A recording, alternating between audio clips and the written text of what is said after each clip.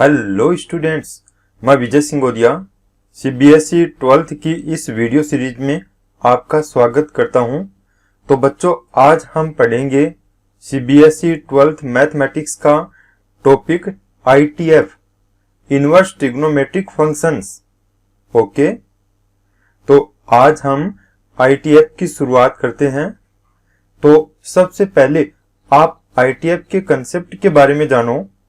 आप पहले की क्लास में ये पढ़ चुके हो sine theta, cos theta, tan theta, cot theta, sec theta, cosec theta. ये 6 टाइप के ट्रिग्नोमेट्रिक फंक्शंस हैं, त्रिकोणमितीय फलन हैं। और जब आप इनको यूं लिखोगे, यानी कि मैंने यहां पर साइन थीटा की वैल्यू लिखी, तो साइन थीटा में जब आप थीटा की कोई भी वैल्यू पुट करोगे, या तो 0 डिग्री या 30 डिग्री या 45 या 60 या 90 या अपनी इच्छा से कोई भी वैल्यू रखोगे, तो कोई ना कोई रियल नंबर आएगा। और उस रियल नंबर को मैंने नाम दे दिया अक्स, यानी अक्स यहां पर कोई रियल नंबर है। और अब इसको हम यूं लिख देंगे, theta equal to sine inverse x. तो यहां पर साइन इनवर्स अक्स को ही हम इनवर्स ट्रिग्नोमेट्रिक फंक्शन कहते हैं, यानी कि ये आईटीएफ है। और इसी टाइप से बाकी के 5 आईटीएफ हैं, कोस इनवर्स अक्स, टेन इनवर्स अक्स, कोट इनवर्स अक्स, सेक इनवर्स अक्स, कोसेक इनवर्स अक्स। ओके, अब देखो बच्चों, इस टॉपिक में हम जो आईटीएफ है इनकी रेंज के बारे में जानेंगे, यानी कि इनकी प्रिंसिपल वैल्यू के बारे में जानेंगे। तो यहां पर अपना कंसेप्ट है प्रिंसिपल वैल्यू। तो अब प्रिंसिपल वैल्यूज के बारे में आप जानो कि इन ट्रिग्नोमेट्रिक फंक्शन की जो वैल्यू होती है उसी को हम प्रिंसिपल वैल्यू कहते हैं। और इसको हम एक टेबल से यूं जानेंगे। अब देखो बच्चों, हम आईटीएफ की प्रिंसिपल वैल्यू जानने के लिए यहां पर एक टेबल बनाएंगे। और इस टेबल में मैं छवों के छवों आईटीएफ लिखता हूं। तो इसमें सबसे पहले मैंने लिख दिया आईटीएफ, यानी कि इनवर्स ट्रिग्नोमेट्रिक फंक्शंस। उसके बाद में हम मालूम करेंगे इनकी रेंज, और इनकी रेंज को ही प्रिंसिपल वैल्यू कहेंगे। और तीसरे कॉलम में इसमें हम लिखेंगे इनका डोमेन। तो आईटीएफ में पहला आईटीएफ आ गया साइन इनवर्स एक्स, दूसरा कोस इनवर्स एक्स, तीसरा टेन इनवर्स एक्स, चौथा आईटीएफ कोट इनवर्स एक्स, पांचवा सेक इनवर्स एक्स, छठा कोसेक इनवर्स एक्स। ओके, अब देखो, इनको हम शॉर्ट में कोई नाम दे देंगे। जैसे हमने माना कि इन आईटीएफ का नाम y है,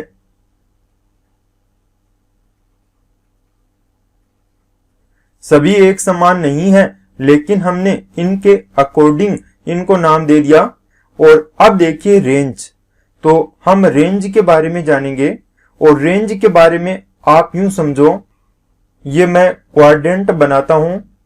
ये वाला फर्स्ट क्वाड्रेंट है, ये सेकंड क्वाड्रेंट है, ये थर्ड क्वाड्रेंट है, और ये फोर्थ क्वाड्रेंट है। और आप जब इसमें एंगल शो करोगे तो ये वाला 0, इस वाले को लिखोगे π/2, इसको लिखोगे पाई, क्योंकि ये वाला एंगल पाई हो गया। और 0 2 ये π/2 हो गया। और जब आप निगेटिव y अक्ष का लिखोगे तो हम यूं मानेंगे कि इसकी डायरेक्शन क्लॉकवाइज है। तो यहां पर एंगल को मेजर करने का जो साइन है वो निगेटिव होगा। तो ये हो गया माइनस का π/2। ओके, अब आप देखो, हमें सबसे पहले साइन इनवर्स अक्ष की रेंज बतानी है। तो साइन इनवर्स अक्ष की रेंज होगी -π/2 से लेकर +π/2 तक। तो यहां पर हम y की वैल्यू लिख देंगे y greater and equal -π/2 and less than and equal +π/2। और अब इसके बाद कोस इनवर्स अक्स की रेंज देखेंगे तो ये होगी 0 से लेकर पाई के बीच में, यानी कि 0 to π। तो कोस इनवर्स अक्स के आगे हम लिखेंगे y greater equal 0 and less than equal pi. और अब इसके बाद में tan इनवर्स अक्स की रेंज देखेंगे तो tan इनवर्स के लिए हम लेंगे -π/2 से लेकर +π/2। तो यहां पर tan इनवर्स अक्स के लिए जो रेंज आएगी वो होगी y greater than -π/2 and less than +π/2। अब आप ये सोच रहे हो कि मैंने इक्वल का साइन क्यों नहीं लिया, तो इसको आप यूं समझो कि tan π/2 की जो वैल्यू है ये इनफाइनाइट है, यानी कि नॉट डिफाइन है। तो यहां पर tan इनवर्स अक्स जो फंक्शन बनेगा वो भी नॉट डिफाइन होगा। तो इसका मतलब है यहां पर हम -π/2 और +π/2 को छोड़कर बाकी की वैल्यूज लेंगे, यानी कि y की वैल्यू -π/2 और +π/2 के बीच में होगी। और अब इसके बाद में आप देखो कोट इनवर्स अक्स के लिए, तो कोट इनवर्स अक्स की रेंज वो ही होगी जो कोस इनवर्स अक्स की है, यानी कि 0 to π। तो इसको हम लिख देंगे y greater than 0 and less than π। अब यहां पर वो ही रीजन कोट में आएगा जो tan में है, क्योंकि कोट 0 की जो वैल्यू है ये इनफाइनाइट है और कोट पाई की वैल्यू ये भी इनफाइनाइट है। तो इन दोनों को छोड़कर बाकी की वैल्यू हम यहाँ पे लेंगे। और इसके बाद में सेक इनवर्स अक्स के लिए देखो तो सेक इनवर्स अक्स की रेंज कोस इनवर्स अक्स के समान होगी, यानी कि 0 to π होगी। तो यहां पर हम लिखेंगे y greater and equal 0 less than and equal π। और इसी के साथ में देखो बच्चों, जब आप sec π/2 की वैल्यू लिखते हो तो sec π/2 ये इनफाइनाइट आएगा, यानी कि नॉट डिफाइन आएगा। तो इसका मतलब यहां पर हम y की वैल्यू π/2 नहीं लेंगे, यानी कि इसको छोड़कर बाकी की वैल्यूज लेंगे। और अब कोसेक इनवर्स अक्स के लिए देखो, इसकी रेंज आएगी -π/2 से लेकर +π/2। तो यहां पर y greater and equal -π/2 less than and equal +π/2। और इसमें आप देखो कोसेक इनवर्स 0 की जो वैल्यू है ये इनफाइनाइट होगी, यानी कि यहां पर हमें 0 को छोड़ना पड़ेगा। तो y is not equal to 0। Okay, अब बच्चों हम ITF का डोमेन देखेंगे। तो ITF का डोमेन आप इस तरीके से याद रखो, आपने पहले की कक्षा में पढ़ा है कि साइन थीटा की वैल्यू -1 और +1 के बीच होती है। और इसी टाइप से कोस थीटा ये भी -1 से +1 के बीच होगा। बाद में tan के बारे में आपने पढ़ा, tan थीटा और कोट थीटा को भी इसमें शामिल करो। इन दोनों की वैल्यू -∞ टू +∞ होती है। और उसके बाद में सेक और कोसेक, तो इनके लिए आपने पढ़ा है इनकी वैल्यू सभी रियल नंबर में से -1 से लेकर +1 को माइनस कर दो, यानी कि -1 से +1 वाला इंटरवल नहीं होगा और इनके अलावा जो भी वैल्यू है वो होंगी। तो अब आप इनको यूं समझो कि ITF यानी इनवर्स ट्रिग्नोमेट्रिक फंक्शन के लिए जो डोमेन है वो ट्रिग्नोमेट्रिक फंक्शन का रेंज है। इसका मतलब ये हुआ कि आप ट्रिग्नोमेट्रिक फंक्शन की जो रेंज है उसको ITF में डोमेन की जगह काम में लोगे। देखिए, साइन इनवर्स अक्स का डोमेन वो होगा जो साइन थीटा की रेंज है, यानी ये -1 से लेकर +1 के बीच होगा। तो डोमेन का मतलब अक्स की वैल्यू, तो यहां पर अक्स बिलोंग करेगा -1, +1 को। और अब इसके बाद में कोस इनवर्स अक्स के लिए देखो, यहां इसका डोमेन भी -1 और +1 के बीच होगा। उसके बाद में tan इनवर्स अक्स का डोमेन देखो, तो tan इनवर्स अक्स का डोमेन -∞ और +∞ के बीच होगा। कोट इनवर्स अक्स का डोमेन भी यही होगा, यानी -∞ से +∞। और उसके बाद में sec इनवर्स अक्स का डोमेन ये होगा r -1, और इसके बाद कोसेक इनवर्स अक्स का डोमेन ये भी यूं ही लिखोगे, r -1, 1 का इंटरवल। ओके, तो बच्चों अब मैं आशा करता हूं कि रेंज और डोमेन के जो कंसेप्ट है वो आप लोगों ने समझे होंगे, और अगर इसमें थोड़ा बहुत कंफ्यूजन है तो आप एक दो बार फिर से इनको रिवाइज करो। ओके, अब हम आईटीएफ की रेंज के बारे में कुछ क्वेश्चन सोल्व करेंगे। तो इनमें आप पहला क्वेश्चन देखो, अपने को ये वैल्यू दे रखी है sin इनवर्स 1/2, यानी ये एक आईटीएफ है, और इस आईटीएफ में हमें फाइंड प्रिंसिपल वैल्यू, हमें इसकी प्रिंसिपल वैल्यू बतानी है, यानी कि इसकी रेंज बतानी है। तो यहां पर sin इनवर्स 1/2 की रेंज बताने के लिए आप सबसे पहले इस आईटीएफ को कोई नाम दे दो। जैसे मैंने इसको y मान लिया, तो y की वैल्यू है sin इनवर्स 1/2, और इसके बाद में अगली स्टेप में इसको हम लिख देंगे sin y इक्वल टू 1/2। अब आप यूं देखो कि 0 से लेकर π/2 के बीच में कौन से साइन की वैल्यू 1/2 है वो लिख दो।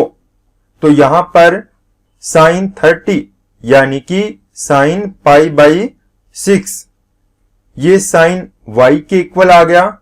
और अब हम y की वैल्यू यहां पे लिख देंगे π/6, और साथ ही हमें यह भी ध्यान रखना होगा कि यहां पर जो π/6 है ये साइन इनवर्स अक्स की रेंज के अंदर है क्या, क्योंकि साइन इनवर्स अक्स की रेंज आपने पढ़ी -π/2 से लेकर +π/2, और जो π/6 है ये तो 0 और π/2 के बीच में है, तो इसका मतलब ये रेंज को बिलोंग करता है। तो इसको हम लिखेंगे π/6 बिलोंग करता है -π/2, π/2 को। ओके, और अब y की वैल्यू हम वापस से पुट कर देंगे। y sin इनवर्स 1/2 का नाम है, तो sin इनवर्स 1/2 इक्वल टू आ गया π/6। तो ये इसकी प्रिंसिपल वैल्यू आ गई, यानी कि यही इसका आंसर होगा। ओके, अब इसके बाद में हम नेक्स्ट क्वेश्चन देखते हैं, cos इनवर्स 1/√2। तो इसकी प्रिंसिपल वैल्यू बतानी है, यानी कि इसकी वैल्यू बतानी है। सेम टू सेम वही मेथड यहां पे काम में लेंगे। इसको हम कोई नाम दे देंगे, माना ये y है, तो y इक्वल टू आ गया cos इनवर्स 1/√2, और अब इसको हम लिख देंगे cos y इक्वल टू 1/√2। अब हम यूं देखेंगे कि 0 से π/2 के बीच में कौन से cos की वैल्यू 1/√2 है, तो ये तो π/4 की है। तो यहां cos y इक्वल आ जाएगा cos π/4, और अब हम यूं देखेंगे कि ये π/4 cos इनवर्स अक्स की रेंज में है क्या। आपने पढ़ा कि cos इनवर्स अक्स की रेंज 0 to π है, तो ये 0 to π में है, यानी कि 0 to π को बिलोंग करता है। तो इसका मतलब आप इसको यूं लिख सकते हो, y इक्वल टू π/4 बिलोंग्स 0 π। और अब y की वैल्यू वापस से लिख दो, y है cos इनवर्स 1/√2 इक्वल टू π/4। ये इसकी प्रिंसिपल वैल्यू आ गई, यानी कि यही इसका आंसर है। ओके, अब बच्चों हम नेक्स्ट एग्जांपल 10 का देखेंगे। तो इसमें आपको tan इनवर्स √3 इसकी प्रिंसिपल वैल्यू बतानी है। तो यहां पर tan इनवर्स रूट 3 को हम कोई नाम दे देंगे। तो let y equal to tan inverse root 3 और इसके बाद में tan इनवर्स को लेफ्ट में लेके आएंगे तो ये बनेगा tan y equal to root 3। अब यूं देखेंगे कि रूट 3 कौन से tan की वैल्यू है, 0 से लेके π/2 के बीच में, तो ये तो tan 60 की वैल्यू है, यानी कि ये आ गया tan π/3।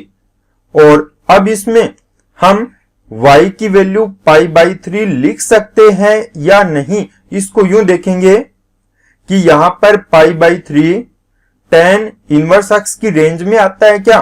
तो tan इनवर्स अक्स के लिए आपने रेंज पढ़ी है -π/2 से +π/2 और 60 डिग्री इस रेंज के अंदर आता है। तो इसका मतलब आप y को लिख सकते हो π/3 और यहां पर π/3 बिलोंग करेगा। अब आपको यह भी ध्यान रखना है कि tan के लिए आपने ओपन इंटरवल लिया था, यानी कि -π/2 π/2 को छोटे वाले ब्रैकेट के अंदर रखना है। और अब y की वैल्यू वापस से पुट कर दो तो y यहां पे है tan inverse root 3 equal to आ गया π/3 और यही इसका आंसर है।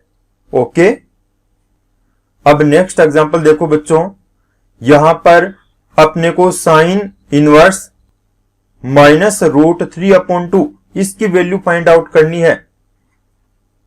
तो इसको हम कोई नाम दे देंगे, इसको नाम दे दिया y का। तो y इक्वल टू आ गया साइन इनवर्स -√3/2 और अब साइन इनवर्स को लेफ्ट में लेके जाएंगे तो ये बनेगा साइन y इक्वल टू -√3/2। अब बच्चों आप यूं देखो कि ये √3/2 कौन से साइन की वैल्यू है, 0 से लेकर 90 के बीच, तो ये तो साइन 60 की वैल्यू है, यानी कि ये साइन π/3 की वैल्यू है। तो यहां पे ये बन गया माइनस साइन π/3। अब आप लोगों ने एक कंसेप्ट पढ़ा है minus sine theta equal to sine minus theta, यानी कि साइन में जब माइनस होगा तो वो पहले आ जाता है। तो यहां पर इसको हम लिख देंगे साइन -π/3। अब अपने को ये देखना है कि यहां पर y की वैल्यू आप -π/3 लिख सकते हो या नहीं। आप पहले ये चेक करो कि -π/3 साइन इनवर्स अक्स के इंटरवल में आता है क्या, क्योंकि इसका इंटरवल है -π/2 π/2, तो ये तो इसके इंटरवल में है। इसका मतलब आप इसको यूं लिख सकते हो। और अब y की वैल्यू है साइन इनवर्स -√3/2 इक्वल टू -π/3 और यही इसका आंसर है। ओके, अब बच्चों नेक्स्ट एग्जांपल आप कोस में देखो, कोस इनवर्स -1/2 हमें इसकी प्रिंसिपल वैल्यू बतानी है। तो सेम टू सेम उसी टाइप से हम चलेंगे। Let y equal to cos inverse -1/2 और इसको लिख देंगे कोस y इक्वल टू -1/2 और इसको लिखेंगे कोस y इक्वल टू माइनस। अब यूं देखो कि 1/2 कौन से कोस की वैल्यू है, तो ये तो कोस 60 की वैल्यू है, तो इसको हम लिख देंगे कोस π/3। और अब अपने को ये देखना है कि ये माइनस कैसे एडजस्ट करें। ओके, तो देखो बच्चों यहां पर माइनस को हम यूं एडजस्ट करेंगे, अगर माइनस का कोस थीटा है तो इसको हम लिख सकते हैं कोस π-θ, क्योंकि कोस π-θ की वैल्यू वापस माइनस कोस थीटा होगी। अब इसको यूं समझो कि यहां पर हमने π-θ क्यों लिखा। अब आप देखो कोस इनवर्स अक्स की जो रेंज है वो 0 से लेकर पाई के बीच है और जो π-θ है ये 0 से पाई के बीच में ही आएगा, यानी कि ये इस रेंज के अंदर ही आएगा। तो यहां पर हम इसको लिख देंगे cos y equal to cos pi minus theta, यानी कि ये बन गया cos pi minus pi by 3, और इसको लिख देंगे cos 2 पाई बाई 3। अब अपने को y इक्वल टू लिख देना है 2 पाई बाई 3, क्योंकि ये 120 डिग्री की वैल्यू है, तो 120 cos इनवर्स x की रेंज में आएगा। और इसके लिए आप यूं कह सकते हो 2 पाई अपॉन 3 बिलोंग करेगा 0 कोमा पाई को। y की वैल्यू फिर से पुट करो, cos inverse -1/2 equal to 2 pi by 3, और यही इसका आंसर होगा। ओके, अब नेक्स्ट एग्जांपल tan का देखो बच्चों। तो यहां पर हम लिखते हैं tan इनवर्स -1, और इसकी प्रिंसिपल वैल्यू अपने को बतानी है।